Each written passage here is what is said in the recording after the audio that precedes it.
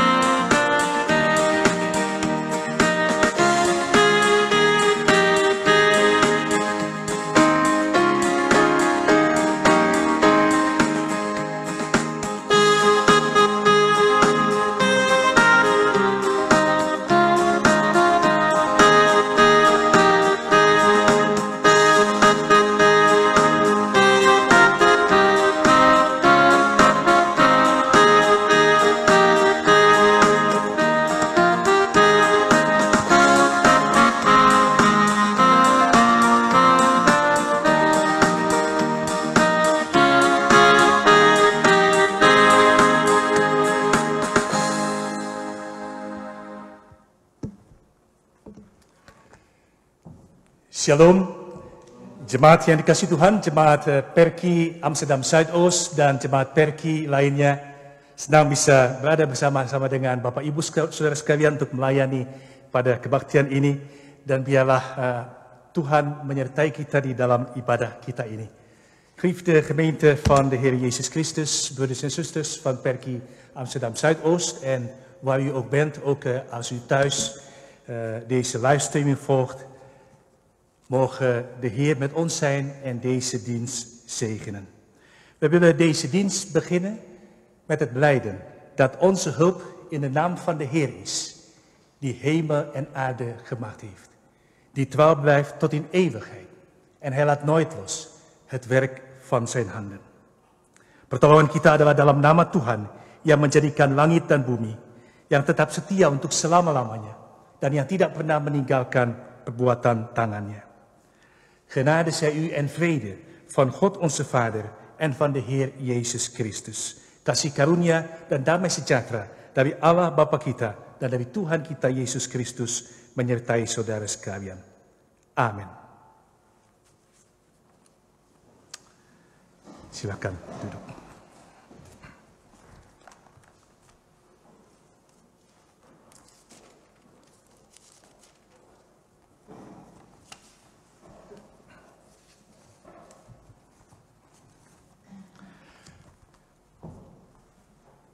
Ayat pembimbing pada kebaktian minggu ini, saya akan bacakan dari Injil Yohanes pasal yang keempat, ayat yang ke-35.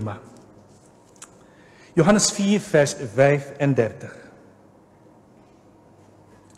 Yesus berkata, "Bukankah kamu mengatakan, 4 bulan lagi tibalah musim menuai?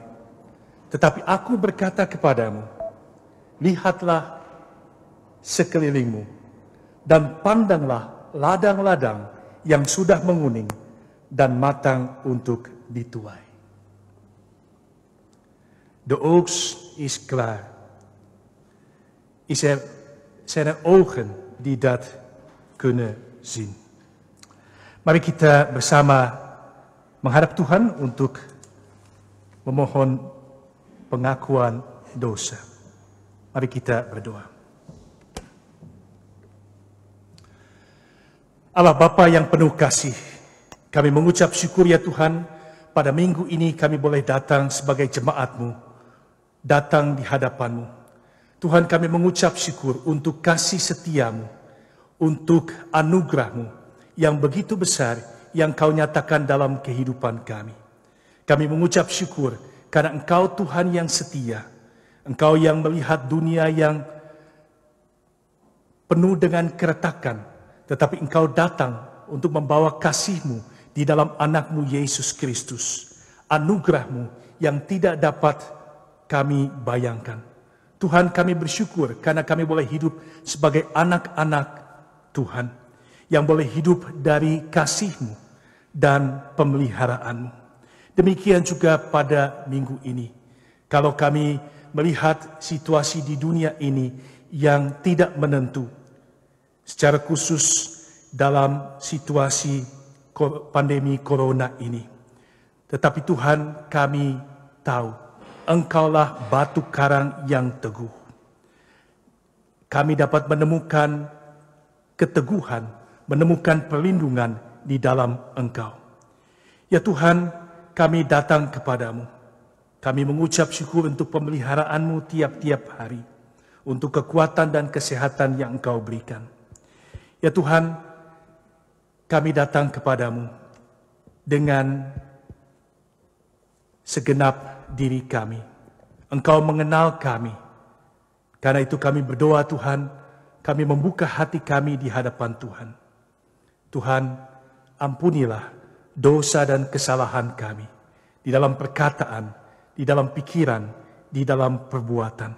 Basuhlah kami dengan darah anak-Mu Yesus Kristus, dan perbaharuilah kami oleh Roh-Mu yang kudus. Tuhan, seperti tema Perki minggu ini, yaitu Pekan Diakonia, kami rindu untuk melayani Tuhan. Karena itu biarlah Engkau memurnikan kami, mempersiapkan kami untuk melayani Engkau dan melayani sesama kami. Seperti Tuhan Yesus mengatakan bahwa ladang itu siap untuk dituai. Heer God, wij danken U voor Uw liefde, voor Uw genade, elke dag opnieuw. Dat we te midden van allerlei omstandigheden mogen weten dat U met ons bent. U houdt van ons en U houdt ons vast. Dank U, Heer. Ook deze dag loven wij en prijzen wij Uw heilige naam. Wij komen tot U, o Heer, zoals we zijn. Ook met al onze gebrokenheid. En stellen ons leven open voor uw aangezicht. En vragen wij u nederig. Vergeef ons, o Heer, al onze zonden. En wilt u door uw Heilige Geest ons leven vormen en vernieuwen. Want wij zijn bereid om door u gebruikt te worden. Als instrument van uw koninkrijk. Zo bidden wij u. In Christus naam, onze Heer. Amen.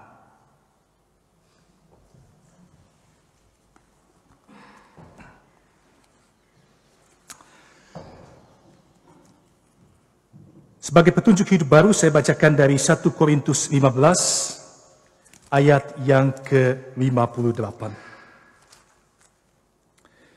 Demikianlah Rasul Paulus mengatakan kepada jemaat di Korintus. Karena itu, saudara-saudaraku yang kekasih, berdirilah teguh, jangan goyah, dan giatlah selalu dalam pekerjaan Tuhan. Sebab kamu tahu bahwa dalam persekutuan dengan Tuhan, jerih payahmu tidak sia-sia. Wees standvastig en onwankelbaar. En zet u in voor het werk van de Heer. Kita akan mendengarkan lagu yang berikut dari Kidung Jemaat 362. Aku milikmu, Yesus Tuhanku.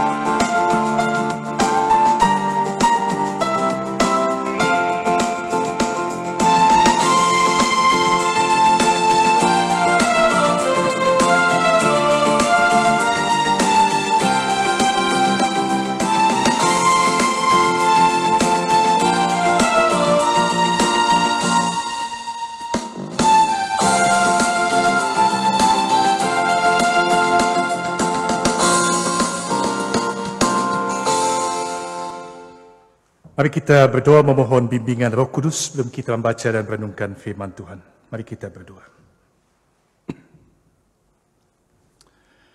Tuhan Allah Bapa kami dalam surga.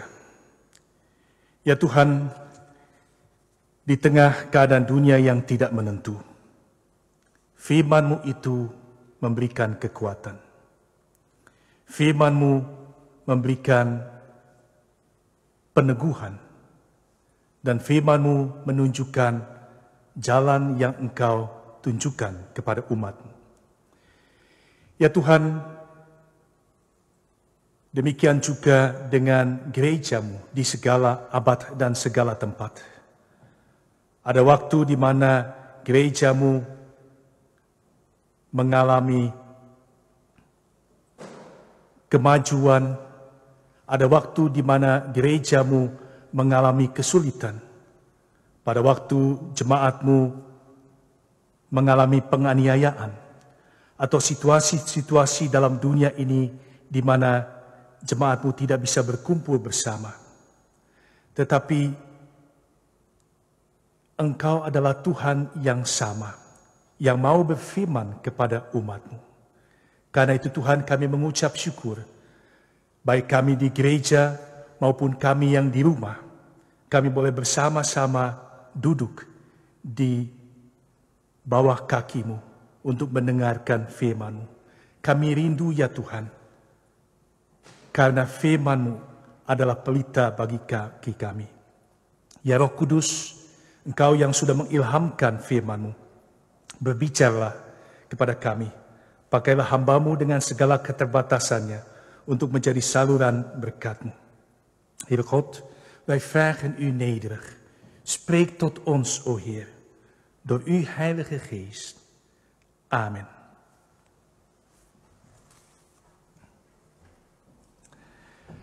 Pembacaan Alkitab pada minggu ini terambil dari Lukas 10, ayat yang pertama sampai 12. Ibu Susan Kerungan akan membacakan bagian Alkitab ini. Lukas 10 ayat 1 sampai dengan yang ke-12. Demikianlah firman Tuhan. Kemudian daripada itu Tuhan menunjuk 70 murid yang lain. Lalu mengutus mereka berdua-dua mendahulinya ke setiap kota dan tempat yang hendak dikunjunginya. Katanya kepada mereka, tuaian memang banyak, tetapi pekerja sedikit. Karena itu, mintalah kepada Tuhan yang empunya tuaian, supaya ia mengirimkan pekerja-pekerja untuk tuaian itu. Pergilah, sesungguhnya aku mengutus kamu seperti anak domba ke tengah-tengah serigala. Janganlah membawa pundi-pundi atau bekal atau kasut, dan janganlah memberi salam kepada siapapun selama dalam perjalanan. Kalau kamu memasuki suatu rumah, katakanlah lebih dahulu, damai sejahtera bagi rumah ini. Dan jikalau di situ ada orang yang layak menerima damai sejahtera, maka salammu itu akan tinggal atasnya. Tetapi jika tidak, salammu itu kembali kepadamu. Tinggallah dalam rumah itu, makan dan minumlah apa yang diberikan orang kepadamu, sebab seorang pekerja patut mendapat upahnya. Janganlah berpindah-pindah rumah. Dan jikalau kamu masuk ke dalam sebuah kota dan kamu diterima di situ, makanlah apa yang dihidangkan kepadamu. Dan sembuhkanlah orang-orang sakit yang ada di situ, dan katakanlah kepada mereka, kerajaan Allah sudah dekat padamu. Tetapi jikalau kamu masuk ke dalam sebuah kota dan kamu tidak diterima di situ, pergilah ke jalan-jalan raya kota itu dan serukanlah, juga debu kotamu yang melekat pada kaki kami, kami kebaskan di depanmu. Tetapi ketahuilah ini, kerajaan Allah sudah dekat. Aku berkata kepadamu, pada hari itu Sodom akan lebih ringan tanggungannya daripada kota itu. Demikianlah firman Tuhan.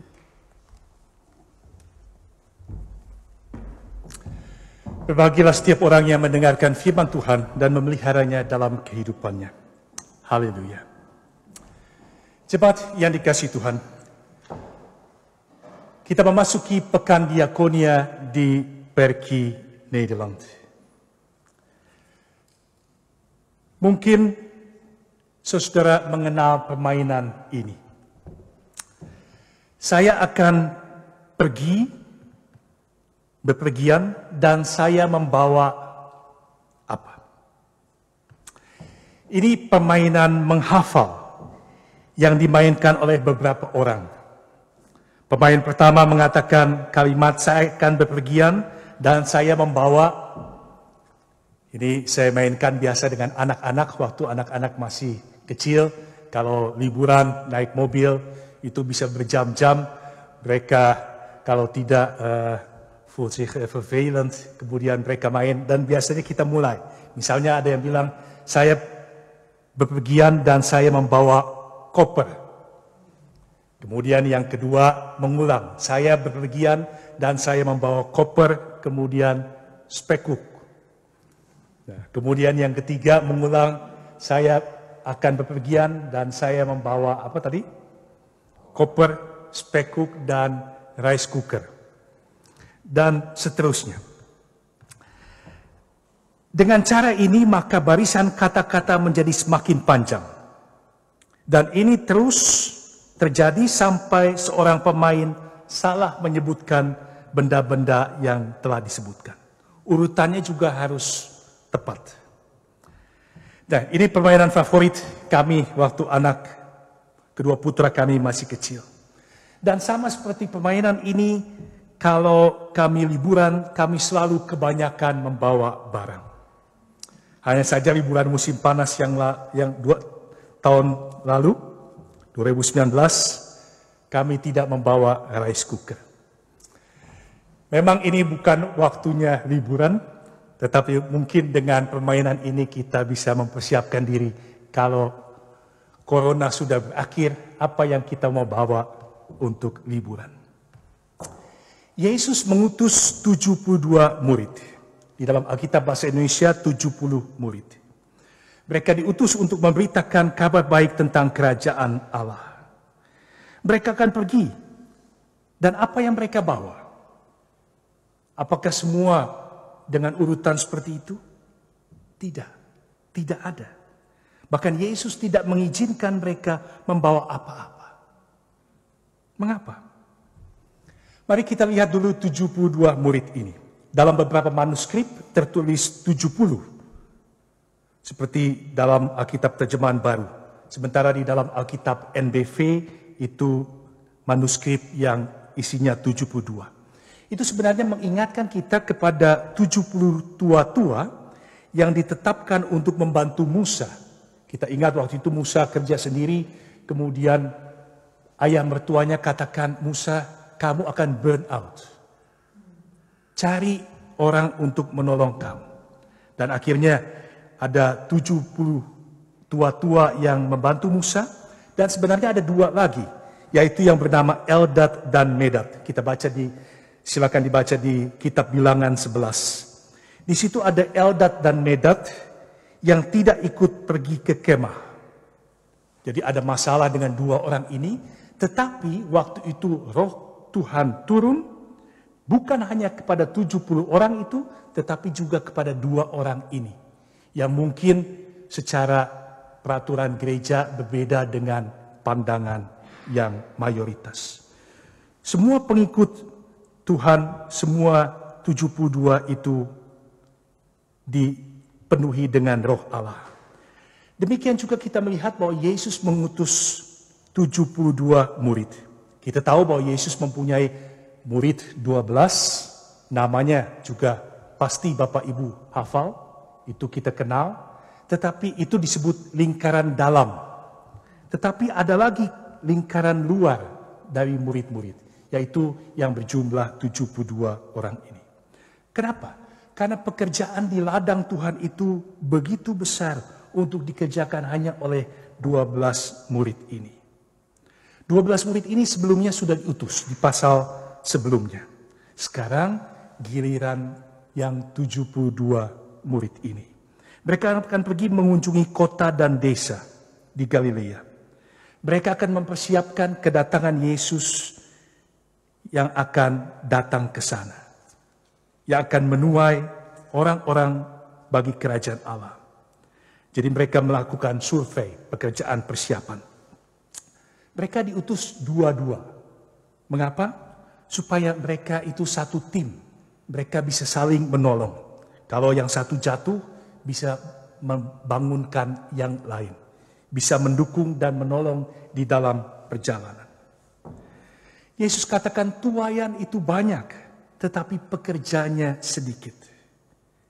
Itu berarti ada urgensi. Ada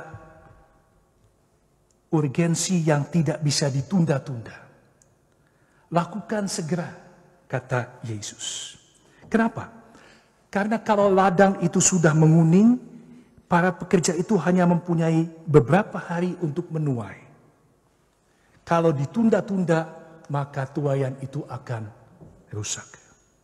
Berdoa agar Tuhan yang mempunyai tuaian mengirimkan pekerja untuk tuaian itu. Tuaian jiwa-jiwa bagi Kristus. Dan jangan bergantung pada kekuatan sendiri. Bekerja bagi Tuhan tidak mudah, bukan tanpa risiko. Ada kesulitan yang dapat kita hadapi. Yesus berkata, aku mengutus kamu seperti anak domba ke tengah-tengah serigala. Wah, itu sangat menakutkan sekali. Rapuh dan tidak berdaya. Seperti kita tahu, itu domba salah satu binatang yang tidak punya alat pertahanan. Kambing masih ada tanduknya. Atau rusa masih ada tanduknya. Banteng apalagi. Dan binatang-binatang yang lain. Tetapi domba tidak punya alat pertahanan. Dengan ini Yesus ingin mengingatkan bahaya-bahaya yang mengancam yang akan dihadapi murid-murid. Namun di sini sekaligus Yesus ingin meyakinkan mereka akan penyertaan dan perlindungan Tuhan. Memang domba-domba itu rapuh, tetapi mereka punya gembala yang baik. Bukankah Yesus adalah gembala yang baik? Karena itu Yesus ingin mengatakan, kamu adalah domba, tetapi jangan lupa ada gembala yang memelihara engkau. Bekerja untuk Tuhan. Kalau kita bekerja untuk Tuhan, jangan bergantung pada harta benda atau posisi status kita. Karena itu Yesus katakan, jangan membawa pundi-pundi atau bekal atau kasut. Di zaman Yesus orang yang kemana-mana seperti itu kemungkinan ada dua. Yang pertama itu pengemis, atau yang kedua itu biarawan asketis seperti Yohanes Pembaptis. Persamaannya adalah mereka itu tidak punya banyak barang dan bergantung kepada pemberian orang. Dari sini Tuhan Yesus ingin mengajarkan murid-muridnya untuk bergantung sepenuhnya kepada Allah dalam pekerjaan untuk Dia. Kalau kita bekerja untuk Tuhan, jangan juga mudah perhatian kita dialihkan atau dibelokkan. Karena itu Yesus berkata, jangan memberi salam kepada siapapun selama dalam perjalanan. Salam orang timur pada waktu itu sangat memakan waktu lama. Dan itu akan membuat pekerjaan jadi tertunda-tunda. Kita tahu di Indonesia, khususnya di tempat-tempat kecil atau di desa, biasanya orang sangat ramah. Itu apalagi kalau orang-orang bule itu pasti merasakan seperti itu. Kalau Anda lewat rumah-rumah, maka kemungkinan besar Anda akan dengar orang berkata, ayo mampir. Meskipun tidak kenal, ayo mampir. Waktu saya dulu tinggal di Jakarta, di Telugong, itu dekat rumah saya, kalau saya mau pergi ke gereja, ke tempat pelayanan, itu ada ibu penjual gado-gado. dia juga selalu panggil saya, ayo mampir. Trans itu gado-gado paling enak sedunia menurut saya. Dan tiap kali kalau ibu itu menyapa dan saya mampir, dan itu ngobrol itu bisa 30 menit. Memang sangat menyenangkan, saya juga senang ngobrol, tetapi begitu saya ingat, wah harus cepat-cepat kalau nggak terlambat. Tetap fokus kepada pekerjaan Tuhan. Apalagi yang dapat mengalihkan perhatian kita dari pekerjaan Tuhan. Perhatian kita bisa teralihkan ketika kita mengalami kesusahan hidup. Seperti misalnya dalam situasi krisis seperti sekarang ini. Kalau kita hanya memikirkan krisis yang kita hadapi, sampai lupa bahwa kita, gereja Tuhan itu punya panggilan sendiri. Krisis bisa mengalihkan perhatian kita. Tetapi juga di sisi yang lain, ketika kita mengalami kesenangan hidup, itu juga bisa membuat kita lupa akan pekerjaan Tuhan. Jadi perhatian kita teralihkan karena sudah sangat menikmati apa yang kehidupan ini tawarkan. Apalagi yang dapat mengalihkan perhatian kita dari pekerjaan Tuhan? Menurut saya yang paling besar adalah ego kita. Ego kita sebagai manusia. Dengan menempatkan ego kita di tempat yang paling utama, maka manusia lebih mencari kebesaran namanya dan kepentingan diri di dalam pelayanan. Dan ini akan membahayakan kehidupan jemaat Kristus. Jangan perhatian kita teralihkan. Selanjutnya Yesus memberikan pesan penting kepada ke-72 murid itu. Dalam memberitakan kabar baik tentang kerajaan Allah, di dalam bekerja untuk Tuhan, murid-murid harus menyebarkan damai sejahtera, shalom. Ke rumah siapapun kamu kunjungi dalam pertemuan atau rapat, katakan lebih dahulu damai sejahtera bagi tempat ini. Jangan katakan aku mau ribut atau aku mau menang. Tapi katakan damai sejahtera. Aku ingin harmoni. Aku ingin ada keutuhan. Dan ini juga masih berlaku bagi kita, murid-murid Yesus di tahun 2020. Sebarkan damai sejahtera dimanapun saudara berada. Bawa kesembuhan kemanapun Anda pergi.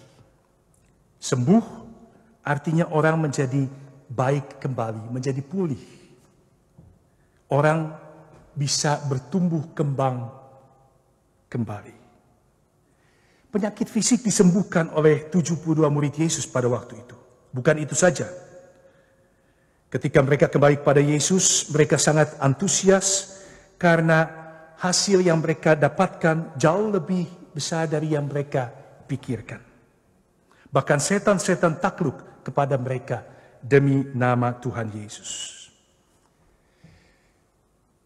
Tidak semua orang mendapatkan karunia untuk menyembuhkan secara fisik. Tetapi tiap orang dipanggil untuk membawa kesembuhan di mana ada keretakan, di mana ada kehancuran, di mana ada luka batin, di mana ada sesuatu yang membuat orang tidak tenang dalam hidupnya.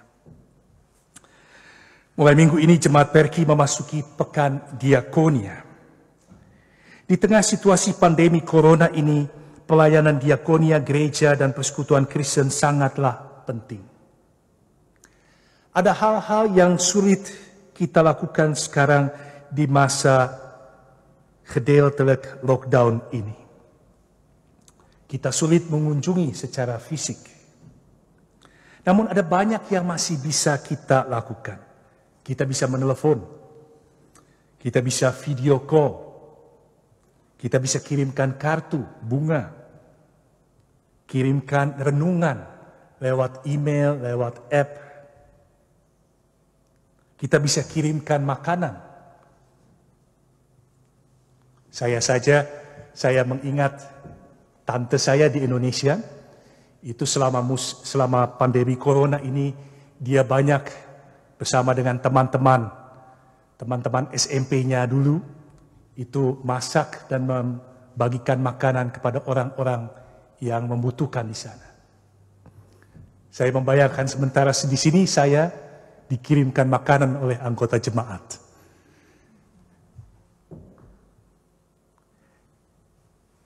Memberikan pertolongan.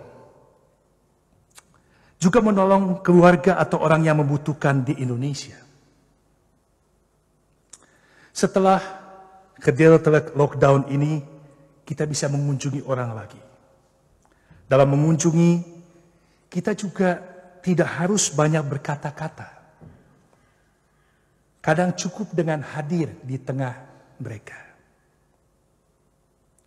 Dengan telinga yang mau mendengar kisah dan pergumulan orang itu. Tepat yang dikatakan oleh Bapak Gereja Agustinus, beritakan Injil ke seluruh dunia dan gunakan, kalau perlu, kata-kata. Bawa kesembuhan dan katakan kepada mereka, kerajaan Allah sudah dekat padamu. Kesembuhan, keutuhan, hal-hal yang baik boleh terjadi di dalam pekerjaan kita untuk Tuhan. Itu bukan tujuan akhir. Kesembuhan bukan tujuan akhir. Itu bedanya. Kalau kesembuhan di dalam iman Kristen itu bukan seperti show. Karena itu kesembuhan tidak boleh jadi seperti show. Karena itu harus menunjuk kepada kerajaan Allah yang telah datang di dalam Yesus Kristus. Bagaimana reaksi orang terhadap pemberitaan Injil? Berbeda-beda. Ada yang terbuka, tapi juga ada yang menutup hatinya. Tapi yang penting jangan kita kehilangan motivasi. Atau kita berpikir, karena orang tidak merespon dengan baik, lebih baik saya tinggal di rumah saja. Lebih baik saya tidak ngapa-ngapain. Jangan. Bagian ini saya singkat. Di Belanda terjadi sekularisasi di mana-mana, tetapi kita diingatkan bahwa gereja tetap mempunyai panggilan dan gereja-gereja migran, gereja yang tetap vital. Demikian juga dengan Perki di negeri Belanda yang Tuhan tempatkan sudah beberapa puluh tahun ini. Sudah berapa puluh tahun? 90 tahun. Inilah tantangan dan kesempatan misioner dari kita sebagai jemaat Tuhan. Marilah kita bertumbuh dalam persekutuan, bersaksi, dan melayani untuk kerajaan Allah. Sebagaimana tema Perki dalam beberapa bulan ini. Kita memasuki pekan diakonia. Saya ingin membagikan dua bentuk pelayanan diakonia. Yang penting ada diakonia karitatif dan transformatif. Karitatif adalah tindakan kasih, merefleksikan belas kasih Allah kepada orang yang menderita.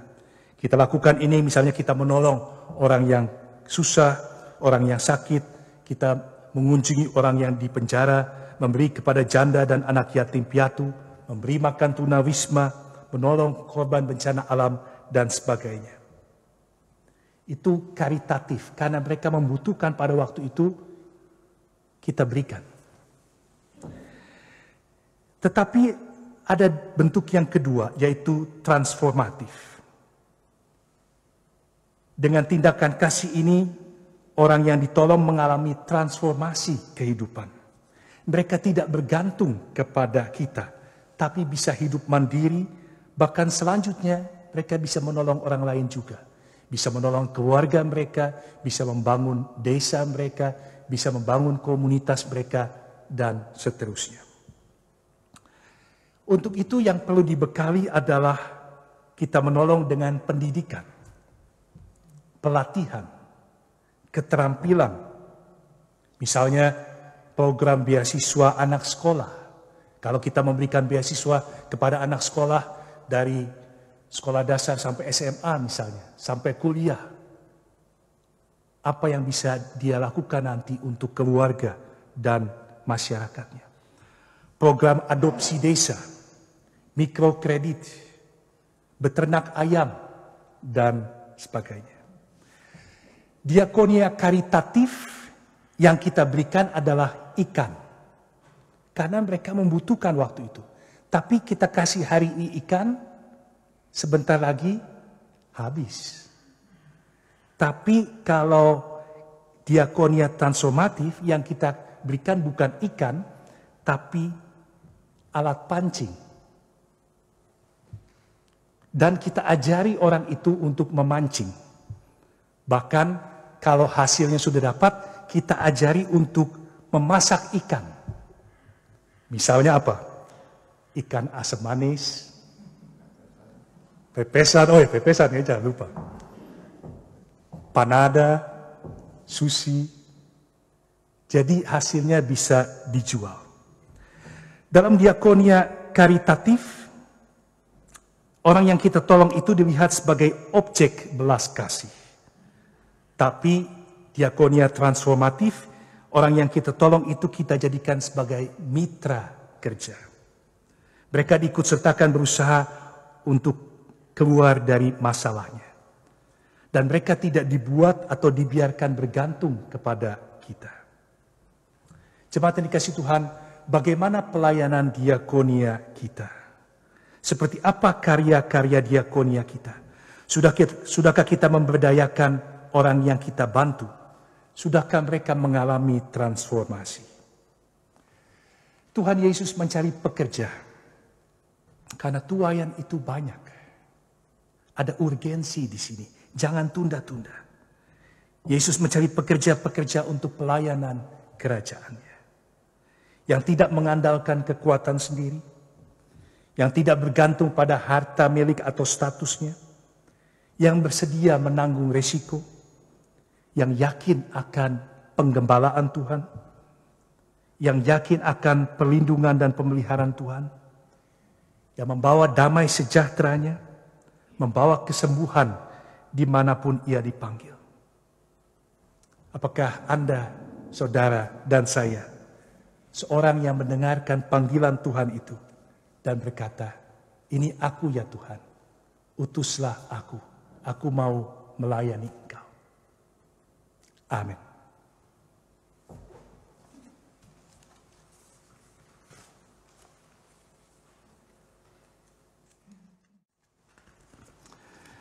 Jemaat yang dikasihi Tuhan, mari kita bangkit berdiri dan kita mau mengikrarkan pengakuan iman rasuli.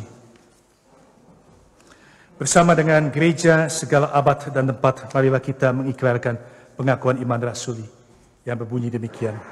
Aku percaya kepada Allah, Bapa yang Maha Kuasa, Khalik langit dan bumi, dan kepada Yesus Kristus, anaknya yang tunggal Tuhan kita, dikandung daripada Roh Kudus, lahir dari anak darah Maria, yang menderita di bawah pemerintahan Pontius Pilatus, disalibkan, mati dan dikuburkan, turun ke dalam kerajaan maut. Pada hari yang ketiga, bangkit pula dari antara orang mati, naik ke surga, duduk di sebelah kanan Allah, Bapa yang Maha Kuasa, dan akan datang dari sana untuk menghakimi orang yang hidup dan yang mati.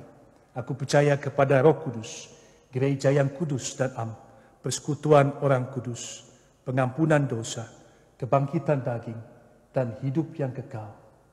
Amin. Kita akan memasuki doa syafaat. Mari kita berdoa.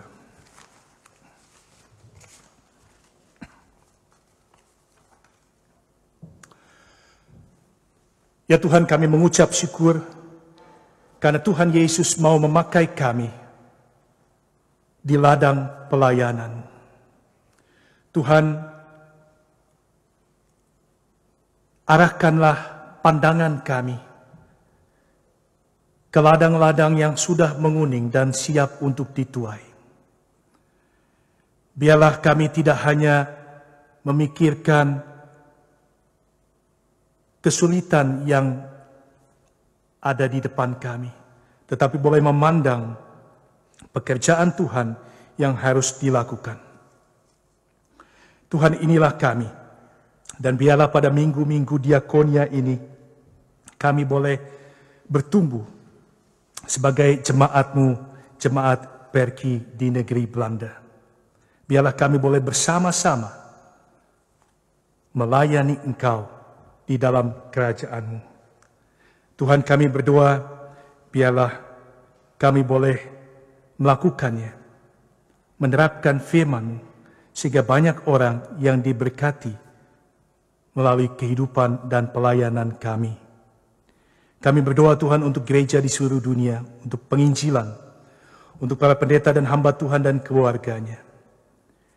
Kiranya Engkau memberkati agar pekerjaan-Mu dilakukan dengan penuh kesungguhan dan penuh kasih dan berkat-Mu. Kami berdoa untuk pemerintah bangsa negara di negeri Belanda, di Indonesia, di Israel, dan bangsa-bangsa di 7 benua dan kota tempat jemaat untuk Tuhan di seluruh dunia tinggal dan menetap. Kiranya Engkau memberikan pimpinan dan berkat-Mu, ya Tuhan. Kami berdoa, kami mengucap syukur untuk jemaat yang hadir pada minggu ini di Amsterdam Zuidoost. Banyak juga jemaat yang sudah lanjut usia, tetapi dengan penuh kerinduan hadir di rumah-Mu. Kami berdoa Tuhan untuk jemaat-Mu, baik yang ada di tempat ini maupun yang di rumah, kiranya Engkau memimpin dan memberkati kami semua. Kami berdoa untuk para janda, anak yatim piatu, anak usia dini, remaja, pemuda sampai ke lansia. Kiranya Engkau yang memimpin kehidupan anak-anak-Mu. Kami berdoa untuk pendeta Perki Nederland dan keluarga, Ibu Pendeta Ida Patinama. Kiranya pelayanan Ibu Pendeta Ida diberkati dan dipimpin oleh Tuhan. Demikian juga untuk Ketua Perki Nederland dan keluarga Bapak Norman Aipasa. Untuk BPP NB, Jemaat Perki setempat, pengurus, ketua, dan segenap organisasi baik di Almere, Zuidoost, Arnhem, Den Haag, Voorburg, dan Zwolle, majelis dan jemaat, kiranya semua Engkau pimpin dan berkati. Kami berdoa untuk pergumulan jemaat-Mu satu persatu. Engkau tahu lebih dari siapapun, ya Tuhan. Kami mau serahkan itu ke dalam tangan-Mu. Kami mau berdoa untuk pergumulan dunia ini yang bergumul dengan pandemi corona ini. Ya Tuhan, berikanlah belas kasihan-Mu dan berikanlah pertolongan-Mu, ya Tuhan, agar situasi ini boleh dapat diatasi, ya Tuhan. Dan tolonglah pemimpin-pemimpin dunia agar diberikan hikmat dari Tuhan untuk menentukan kebijakan-kebijakan yang terbaik.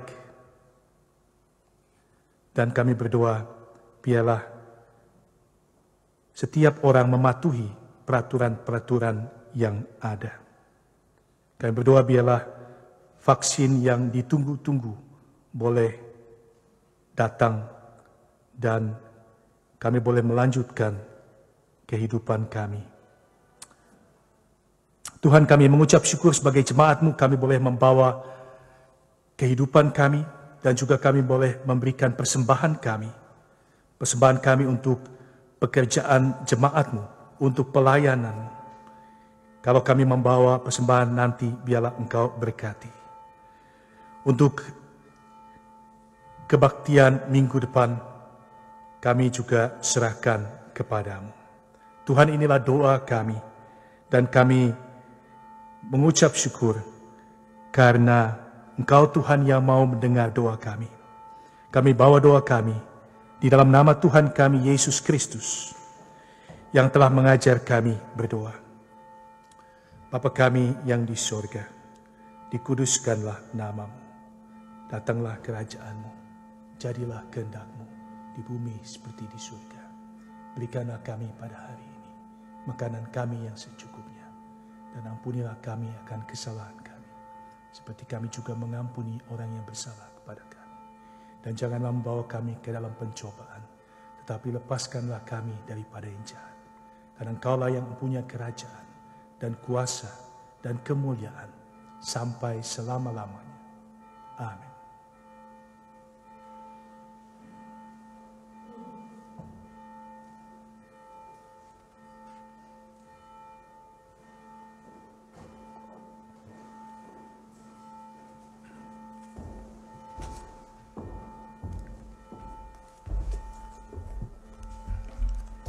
Marilah kita memberikan persembahan yang sudah didoakan oleh Bapak Pendeta Liandi.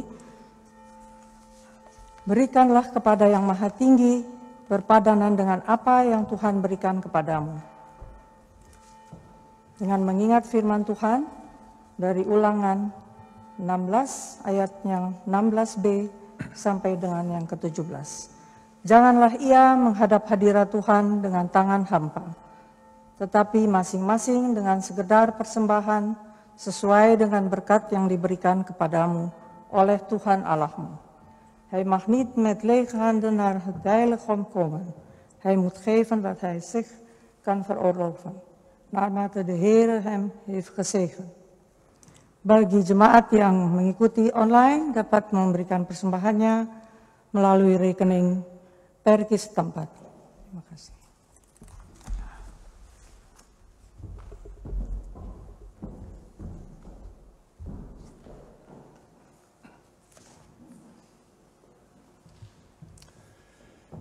Kita akan menutup kebaktian kita dengan pujian penutup, Kita Harus Membawa Berita.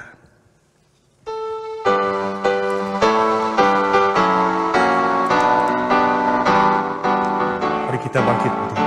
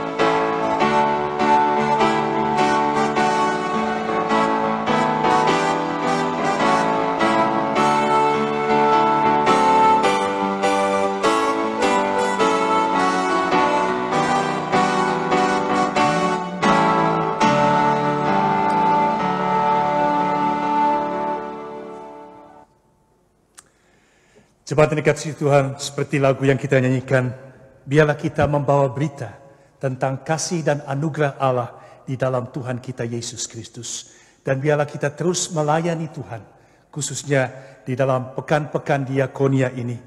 Kembalilah ke dalam kehidupan saudara dan terimalah berkat Tuhan. Wij mogen allen gezegend op weg gaan met de vrede van de Heer, onze dienst in de wereld tegemoet. En ontvang nu de zegen van de Heer. Tuhan memberkati engkau dan melindungi engkau. Tuhan menyinari engkau dengan wajahnya dan memberi engkau kasih karunia. Tuhan menghadapkan wajahnya kepadamu dan memberi engkau damai sejahtera. Wees gezegend. Ga met God. Amen.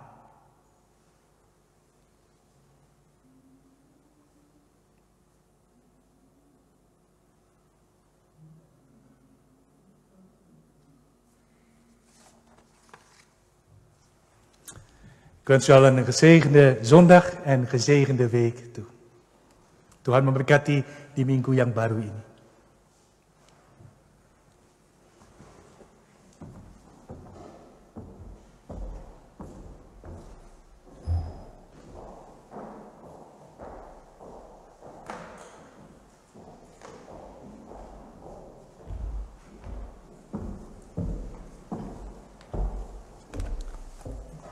Warta Jemaat 18 Oktober 2020.